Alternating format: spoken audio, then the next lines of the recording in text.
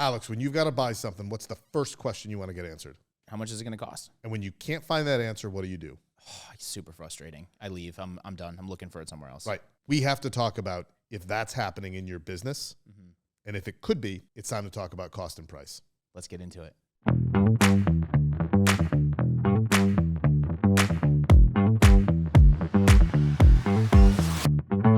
What's up, everybody? Welcome back to the show. My name is Alex. I'm here with Chris Duprey, and today we are talking about pricing.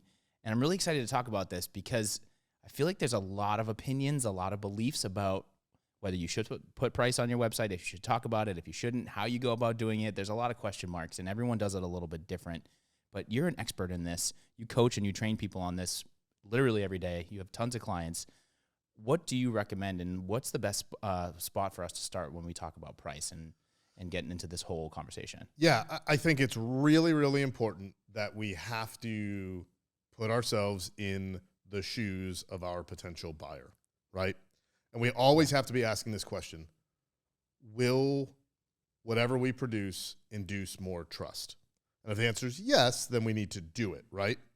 And so when we think about ourselves as buyers, one of the first questions that we want to get answered is something like, how much is this going to cost me?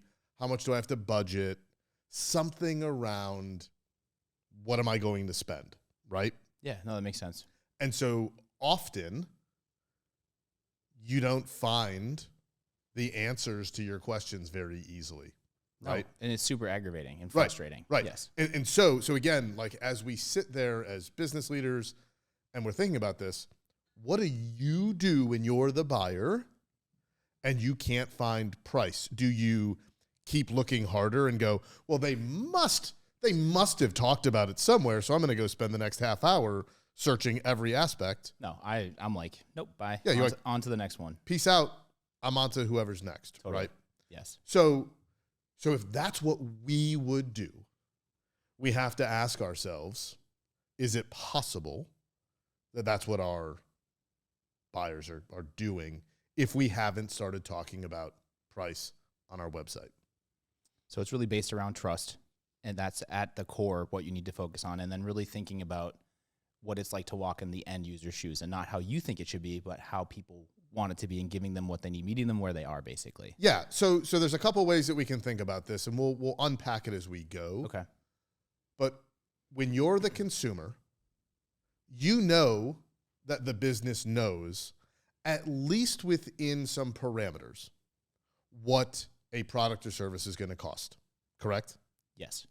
And Definitely. so if that is not being shown to us, what types of feelings could come up with how we feel about that particular business?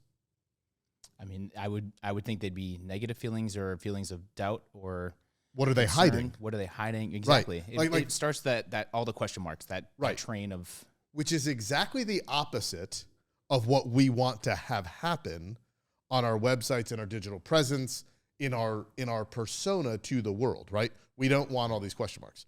So we have to then figure out, how are we going to talk about pricing even when we might not really know exactly how much it's going to cost, right? Now, if I'm selling coffee mugs, you can have unit price. There's going to be discounts if they order more. Like that's a commodity. That's a thing.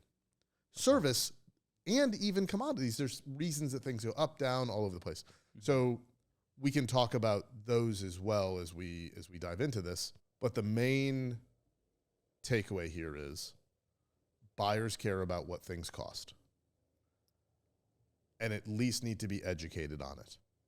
And so if we are going to win in a digital world, we have to be in that conversation, or somebody else will be. Yeah, and you don't want that somebody else to be your competitor, because then your business that you want and need is going to go somewhere else.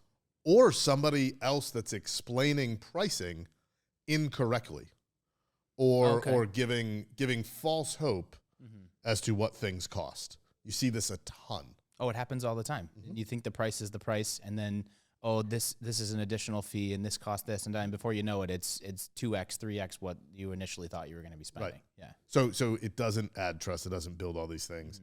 it slows things down. So we have to, as practitioners of the Ask You Answer, as people that want to build trust with our buyers, we have to like really attack this topic head on. I like that we're attacking it. I like your approach. I think where my brain goes, why are people so afraid of this? So if you're a business owner, and I'm sure you've dealt with this a lot, why is there fear there? Or why are people so like they hold the pricing so close to their chest because they want to keep it a secret, or they want to have that conversation face to face, whatever the case may be? Why is there fear around that?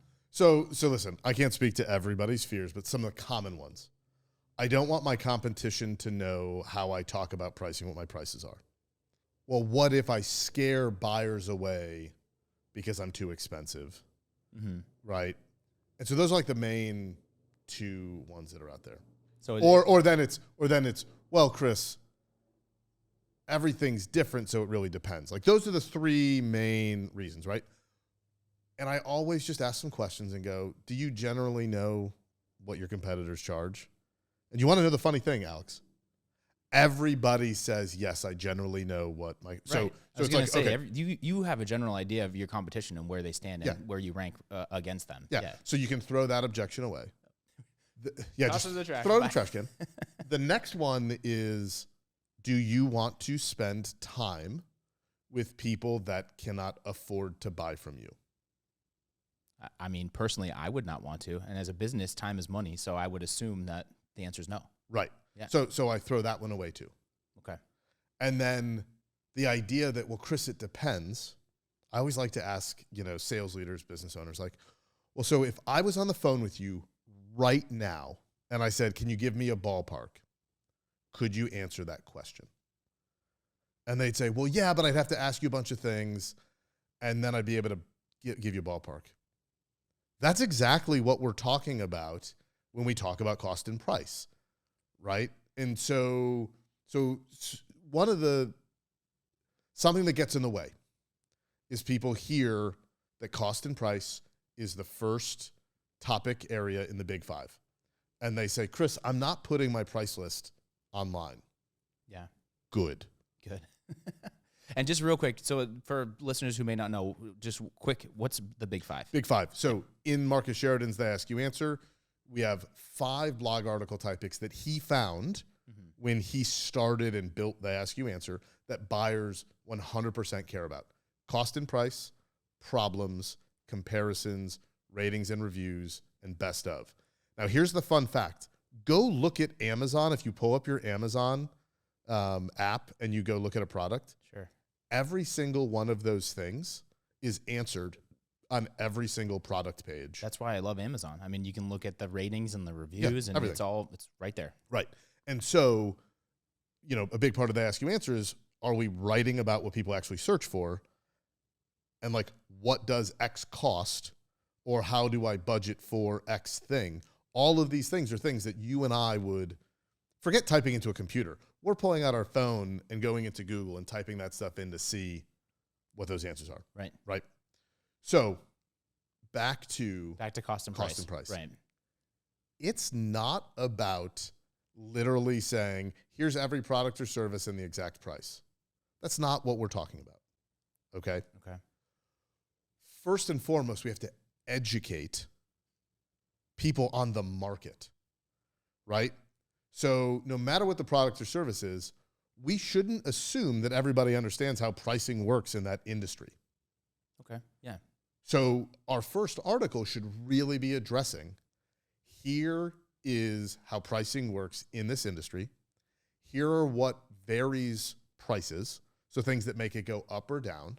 Mm-hmm. Here are add-ons that could affect your overall budget. And we really help people understand, here's how it all gets done. And then we spend maybe 20% of that article specifically talking about how we work within that way the industry does things. Got it. But it sounds like it's a very unbiased approach. It's like, this is just, here's a snapshot of what you can expect in the industry. And then towards the end is maybe our take on it or some advice. Yeah. And so if you look at, in the Ask You Answer, Marcus shares, what does a fiberglass pool cost? Mm-hmm. And he never tells you. He says it depends. He explains pricing. He tells you what can make things go up and down, and he gives general ranges. And that article's generated millions of dollars of business for them, right? Wow. Yeah. But that's step one, right? So step one is educating people on how buying works in the industry, how pricing works in the industry. Mm-hmm. Give people a budget, okay? Okay. Then I've seen some really cool ways that some clients have really looked at this. Because if we go to the heart of it, we're helping people understand if they should contact us, if they are ready to actually go down this decision-making process of buying, right? So I have a design build construction company that does remodeling. And so they do kitchens, bathrooms, additions, all these things. And so they've written how pricing works. But then, as a homeowner, so you're like, cool, I get how pricing works in remodeling, but what range am I going to be in if I've got a, 800 square foot kitchen and I with want X amount of cabinets and and I want to rip everything out and start from scratch. Well, so what this company's done is they've taken 3 different levels of their service, applied it to the 3 different sizes that there could be, and they explain pricing, giving people windows that aren't saying that a new bathroom is going to cost X. It's you're going to likely be within this window if this is the general scope, so that people can be a little bit more educated when they come into a conversation with a sales professional. And they know what to expect. Yeah. Yeah, that makes sense. And that's the crux of this. So when we see pricing articles that go awry, it is either here is our price list, or it is a justification of the price list, Okay. or it is all about how they do pricing and that's it. We don't contrast it to here is how pricing is going to work holistically. Here's what drives pricing within the industry. And so we have to round that out as we write these articles to help educate buyers. Because remember, buyers come at us from all different stages. Yeah, they come from all different stages. And it sounds like the mistakes that some companies make is they get very specific about pricing where it's like me, us, them, then this is what we do. And it's not really an unbiased take that helps educate so that when they do get on the phone with a salesperson or a sales rep, you can have way more meaningful conversations because they're within a range knowing what's going to happen and where the conversation is going to go, and they're ready to buy versus getting blindsided and finding all these secret fees and hidden things and all that type of stuff. Yeah, well, I mean, so no sales professional wants to have that moment of sticker shock. Yeah. Right, where, and yet we've designed tons and tons of sales processes to talk, and then have this big reveal. And by the way, the big reveal never goes well. Well, I would assume, because I'm not a sales professional, but I would assume that at that point you're riding this wave and then you hit the top of this wave and it's make or break. People are either going to be okay with it or you're going to shock them and the deal's done right there on the spot. Yeah, and then you're backpedaling, you're on defense. Right. If we as an organization really work on educating and through our sales process, we leverage some of this information, some of this content, then as we go into these things, people are aware of the ranges. They're aware of why things might be, here or there. They might understand, hey, while our dream pool had this feature in it, if I remove this feature, it now becomes something within my budget. So instead of having the automatic pool cover, we're going to take the automatic pool cover out, and then we can totally afford this thing. As an example, right? I think one of the best examples of this, again, it goes back to river pools and spas. And if you go back to the book, you get this, where Marcus educated this one guy so much that he created a spreadsheet based on the information that Marcus had. So he knew everything he wanted to have. He had generally what it was going to cost. And when Marcus showed up to sell, the guy just said, I just need you to give me the exact price. I think it's going to be between these ranges. Wow. Right? Because the guy was fully educated on what went into the cost and price of getting a fiberglass pool installed in his house. But at that point, too, you're taking the sales piece of it almost out of the equation as a salesperson because Marcus gets there. He doesn't have to sell anymore. He doesn't have to pitch. He doesn't have to try to get more buy-in and do the typical sales thing. It's really more like you know the range. Let's hash out the details and close this deal because you already know what's up. Yeah, and listen, that can happen. And sometimes it doesn't follow this beautiful arc. But the idea is people care about cost and price. And so again, knowing that people care about it, we have an option. Are we going to induce more trust by talking about it? Or are we going to pretend that people don't want to talk about it until we want to talk about it, right? Yeah. And so I think we have to just focus ourselves around, don't look at this as price list. Don't worry about your competitors because you know what they charge. Don't worry about scaring people away. If they get scared, they were likely never going to buy from you. Let's explain how pricing works. Let's explain how buying works. Then let's talk about ranges and how people can get there. Yeah. And then we're going to have better sales conversations throughout the process. I love that. That makes total sense to me. Can you talk a little bit? Marcus's examples and River Pools is that was the jumping off point. That's where they ask you answers derive from. That was a really great example. But you work with a lot of clients in a lot of different industries and different service lines. Has there been an experience you could share with us where somebody maybe wasn't bought into this and you really had to get them to understand the importance of this, and then once they adopted it, like where it took them and it took their business? Yeah, I mean, I want to say that almost every single business starts out when, everybody's so, well, we're going to do the ask you answer. They get so excited. And they're like, cool. So we're going to talk about cost and price. And so let's get that first article written. They're like, wow. Right. I would assume that there'd be a little hesitation or some pushback because it's not a typical approach. Right. And so it always comes back to this idea that for some reason, after we've read the book and done these things, that we think that we're just telling everybody that it costs X dollars to do the thing. And so that's always that first, as we talk about all the different pushback we have to get past.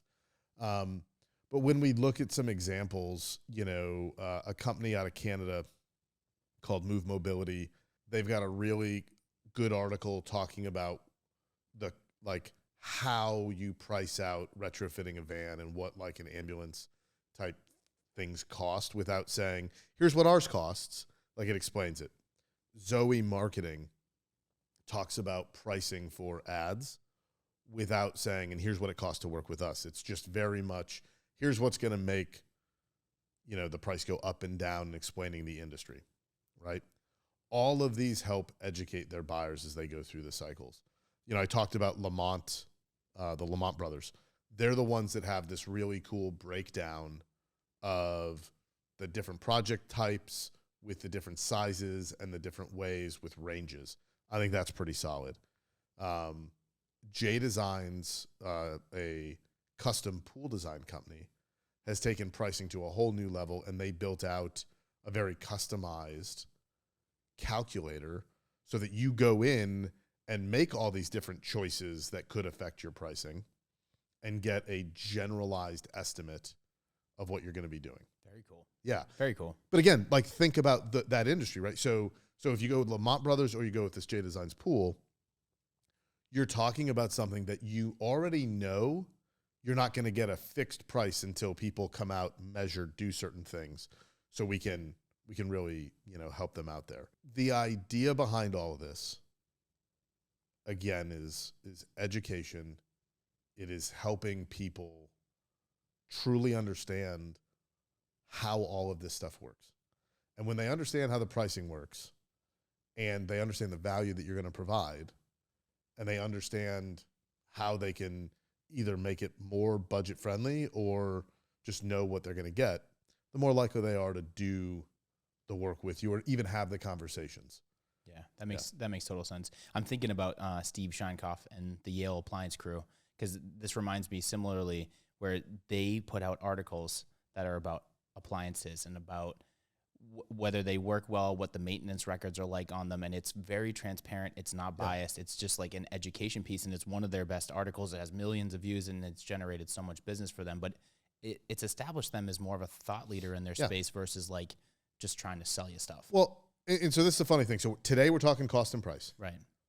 But the reality is, as you execute the ask you answer, you're going to start with approaching almost all of the big five with this industry first, then us, so that we can show how we fit into the industry. And then eventually you're going to get real specific about you as you build content that is for those latter stages of a buying process, right? But when we think at this high level, like problem, we get into the problems and we talk about that someday, that's all about problems inherent in the industry. So we should air what happens in the industry before we talk about our own problems. Or we air the problems in the industry, then we talk about how do we handle those. Interesting. Right? It's like addressing the elephant in the room type of situation. Yeah. And so all of this applies as you're bringing the ask you answer to life in your organization. Mm-hmm. But cost and price is the simplest one where people get hung up around talking about pricing. And it's, we're beating this horse to death of saying, explain how it works in the industry, then talk about how you fit into it. Yeah, this makes sense to me, but it may not make sense to everybody. So for somebody out there that's watching, that's like, nah, I'm not going to put that. You guys are crazy. I don't want to put price on my site. I don't want to be talking about this stuff. How could that negatively affect businesses? So again, if I go to a website and I'm looking to see how much I'm going to have to spend, mm-hmm. and I have no inclination to it, I'm not looking, right? Like, I'm just not going to waste that time because it's so easy to either refine my question in Google or just find somebody that is willing to talk to me about it. Right. So, I'm trying to think. I needed to get a new hot water heater. Fun. Yeah, it was super fun. This exciting. was last year. Yeah. Had to get one. And I had no idea what these things cost. And so I totally skipped several people that could have come and given it to me because they wouldn't even give me a range of what I was looking at. No kidding. Yeah. Wow. And so the guy that put out there, like, what a baseline water heater cost, like, that's the dude I called, and that's the dude that put in a new water heater, right? So that's a need to have, right? Definitely. That's a need to have. So forget about like things that you're thinking about. I'll put SaaS companies sort of on blast. There are some SaaS companies that have that request a quote, and it's like, within a range. What it's going to be. And this is where we've got to like give HubSpot some love. HubSpot legitimately has their pricing so that you can build stuff out and see, right? Absolutely. So it's pretty smooth, but yet you go to somebody like Gong, and I can't get a clear answer on how much it's going to be. So now think about me as a sales coach, a leadership coach. Mm-hmm. I'm like recommending these things, but I really can't fully recommend it because I'm like, I don't really know how much it costs. I have anecdotal knowledge from what it was going to cost us. Right, from your own personal From my experience. own personal experience. But they're not educating us on these things. And so is there like this little voice on my shoulder going, I don't know about them? A little bit, because I want to see what things are going to cost. I want to understand how you look at this. Yeah. And those that do tend to win more than those that don't. That makes total sense. Chris, thanks for all the advice. Thanks for the tips. I think this is really important for businesses to be thinking about, especially as we move forward, and especially with AI and all the new advancements that are happening. People are going to be able to search for these things faster and more quickly, and they have all this at their fingertips. They need to be able to know what they're getting into. And I think it behooves any business out there to start really thinking about the big five and being more transparent about your pricing in a way that's for your industry and to educate and not just about your business and what you sell. Yeah.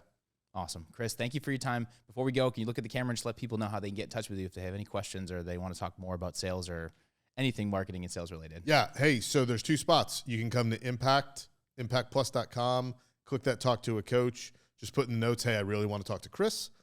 Or you can go to LinkedIn. I'm Chris Duprey on LinkedIn. You'll find my smiling face there. Awesome. Chris, thanks again. Love having you on the show. We'll see you again soon, okay? Yes, sir. All right, everybody. Thank you for watching, and we'll see you on the next one.